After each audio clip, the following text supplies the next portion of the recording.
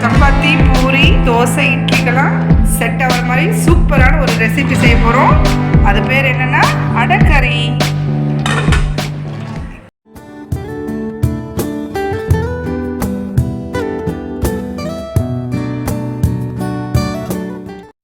Friends, இப்போ நம்ம அடகரி 1/2 cup துவரம்பருப்பு, 1/2 கப்பு கடலைப்பருப்பு ரெண்டுமே ஒரே அளவு நான் எடுத்து வச்சுருக்கிறேன். ஒரு பெரிய வெங்காயம் பொடியாக நறுக்கி வச்சுருக்கேன். ஒரு மீடியம் சைஸ் தக்காளி, 2 வரமிளகாய், 4 பச்சை மிளகாய் நல்லா கட் பண்ணி எடுத்து வச்சுருக்கிறேன். பட்டை, லவங்கம், ஒரே ஒரு ஏலக்காய், தாளிக்க கொஞ்சம் சோம்பு, இஞ்சி பூண்டு ஒரு 2 ஸ்பூன் எடுத்துருக்கிறேன். நல்லா நைஸாக அரைக்கக்கூடாது. இது வந்து கொஞ்சம் கொரு அரைச்சிக்கணும். கொஞ்சம் கொத்தமல்லி, தேவையான அளவு கருவேப்பிலை. இப்போ நம்ம எப்படி செய்யறதுன்னு பார்க்கலாம். நம்ம எடுத்து வச்சிருந்த பருப்பு ஒரு 3/4 மணி நேரம் நம்ம நல்லா ஊற வச்சுக்கணும். இந்த மாதிரி ஊற வச்சிட்ட பின்னாடி நம்ம இதை மிக்சியில் போட்டு கொரு அரைக்க போகிறோம். ஃப்ரெண்ட்ஸ், இந்த மாதிரி வடை மாவு பதத்துக்கு அரைச்சி எடுத்துக்கணும். ரொம்ப நைஸாக இருக்கக்கூடாது, ரொம்ப கொருன்னு இருக்கக்கூடாது, மீடியமாக எடுத்துக்கணும். தேவையான அளவு சால்ட்டு சேர்த்துட்டு நல்லா பிசைஞ்சிட்டு இப்போ நாம் இதை வந்து தவாவில் தட்டி எடுத்துக்க போகிறோம்.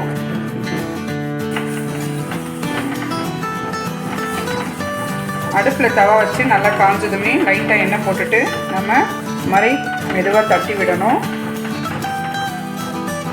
ஒரு 2 ஸ்பூன் எண்ணெயையும் சுற்றி விடணும். நம்ம எண்ணெய் ஊற்றுனதுமே ஸ்டவ் வந்து சிம்பிளில் வச்சிடணும். ஒரு 5 மினிட்ஸ் கிட்ட அப்படியே வேகணும் இது. அதுக்கப்புறம் நம்ம மெதுவாக எடுத்து அப்படியே திருப்பி போட்டுடணும். திருப்பி போட்டுட்டு மறுபடியும் 1 ஸ்பூன் எண்ணெய் ஊற்றிக்கலாம். இதுக்கு வந்து கொஞ்சம் எண்ணெய் நமக்கு மிச்சமாக தேவைப்படும்.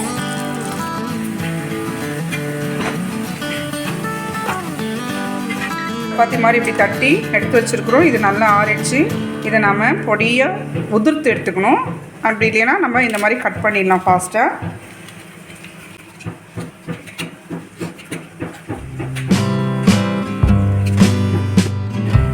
ஸ்டவ்வில் ஒரு அகலமான கடாயை எடுத்து வச்சுக்குவோம். கடாய் நல்லா சூடு ஏறினதுமே ஒரு 4 ஸ்பூன் எண்ணெய் ஊற்றலாம்.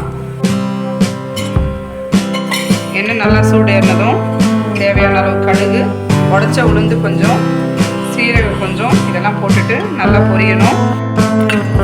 கடுகு பொரிஞ்சதுமே நம்ம எடுத்து வச்சுருக்கிற பட்டை, லவங்கம், சோம்பு, ஏலக்காய் எல்லாத்தையும் போடுவோம்.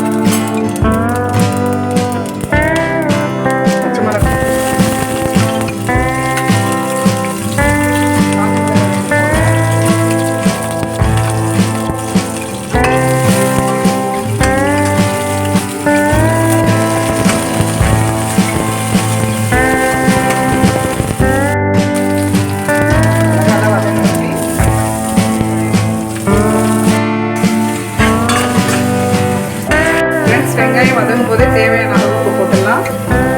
நம்ம ஆல்ரெடி மாவில் கொஞ்சம் போட்டிருக்கிறோம். 1/4 டீஸ்பூன் மஞ்சள் பொடி இதெல்லாம் சேர்த்துட்டு நல்லா வதக்கி விடலாம். வெங்காயம் வந்து ஒரு கண்ணாடி பதத்துக்கு வதக்கணும். இப்போ நம்ம அரைச்சி வச்சுருக்கிற இஞ்சி பூண்டு பேஸ்ட்டையும் ஆட் பண்ணிடுவோம். ஆட் பண்ணி நல்லா எல்லாமே பச்சை வாசனை போகிற வரைக்கும் நல்லா வதக்கணும். கொஞ்சம் லைட்டாக வதங்கினுமே கட் பண்ணி வச்சுருக்கிற தக்காளியும் ஆட் பண்ணிவிடுவோம். ஃப்ரெண்ட்ஸ், இதுக்கு தக்காளி அதிகமாக சேர்க்கக்கூடாது. ஒரு சின்ன சைஸ் தக்காளியே போதும். மீடியம் சைஸ் வந்து பொடியாக நறுக்கணும். அதை அப்படியே ஆட் பண்ணி லைட்டாக வதக்கிடுவோம். இந்த மாதிரி நல்லா எண்ணெய் பிரியிற மாதிரி வதக்கிட்டு இந்த நேரத்தில் நம்ம லைட்டாக பெருங்காயம் ஆட் பண்ணணும். ஏன்னா இது வந்து பருப்பில் செய்கிறதுனால பெருங்காயம் ரொம்ப முக்கியம்.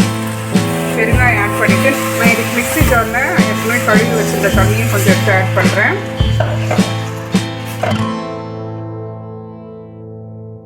ஃப்ரெண்ட்ஸ், இந்த ஸ்டேஜ் வந்ததுமே நம்ம இதுக்கு கொஞ்சம் ஒரு கலர்ஃபுல் வரணுன்றதுக்காக சில்லி பவுட்ரு லைட்டாக ஆட் பண்ணுவோம். வெறும் சில்லி பவுட்ரு. இது காரமும் கொஞ்சம் தூக்கலாக இருக்கும். நம்ம இப்போ இந்த அடையை இதில் ஆட் பண்ணி அப்படியே கலக்க வேண்டியது தான். ஸ்டவ் வந்து சிம்மில் வச்சிடணும். சிம்மில் இருக்குதான்னு பார்த்துட்டு தான் இது வேலை செய்யணும். இந்த மாதிரி தண்ணி பத்தலைன்னா கூட தண்ணி ஆட் பண்ணிவிட்டு கொஞ்சம் தலை இருக்கிற மாதிரி பார்த்துட்டு நல்லா கலக்கிட்டு இதை வந்து நம்ம ஒரு 5 மினிட்ஸ் சிம்மில் வச்சுட்டு மூடிடணும். ஸ்டவ் சிம்மில் வச்சுட்டு நம்ம 5 மினிட்ஸ் அப்படியே மூடி போட்டு வைப்போம். ஃப்ரெண்ட்ஸ், 5 மினிட்ஸ் ஆயிடுச்சு. பாருங்கள், நல்லா நம்மளோட ரெசிபி வந்து எல்லாம் நல்லா சூப்பராக செட் ஆகிருக்கு. இப்போ வந்து நம்ம கொத்தமல்லி தழையெல்லாம் அப்படியே தூவிட்டு அப்படியே நம்ம ஸ்டவ் ஆஃப் பண்ணிடலாம். இது வந்து வடக்கறி எப்படி செய்யணுமோ அதே மாதிரி தான். என்னென்னா நம்ம வந்து பருப்பு வந்து அடையாக தட்டி போடுறதுனால தான் இதை அடைக்கறின்னு சொல்கிறோம். ஃப்ரெண்ட்ஸ், நீங்களும் உங்கள் வீட்டில் ட்ரை பண்ணி பாருங்கள்.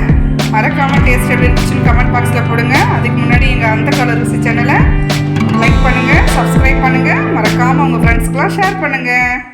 தேங்க்யூ. உங்கள் சுபியின் அடுத்த ரெசிபியில் சந்திப்போம்.